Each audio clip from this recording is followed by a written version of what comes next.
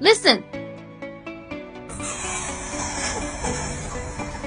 Did you hear that? When I just unscrewed the fuel tank cap, I heard a popping sound. In this case, if you take your car to a repair shop, they just let you add gasoline accelerant. A lot of money was spent, but the problem has not been solved at all. Today I will tell you the real reason. It's this activated carbon canister solenoid valve. We have it on every car. If it breaks, steam has entered the fuel tank and cannot come out, causing it to be blocked. So when we refuel, the anti-overflow function will be triggered. If you always smell an angry oil smell when you start your car when it's cold in the morning, or your car's fuel consumption is particularly high, buy a new one and replace it. The problem will be solved immediately. How about it? Isn't it very simple? Have you learned it? Follow me. Learn car knowledge every day.